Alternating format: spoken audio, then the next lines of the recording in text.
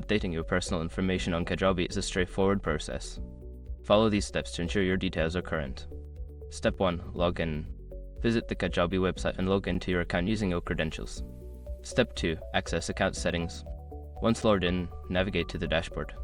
Look for your profile icon or name in the top right corner and click on it to access the account settings. Step 3. Edit personal information. In the account settings menu, find the section labeled personal information or profile. Click on it to view your current details. Step 4. Update your details. Make the necessary changes to your personal information such as your name, email address, or contact number. Ensure all information is accurate and up to date. Step 5. Save changes. After updating your information, look for a Save or Update button at the bottom of the page.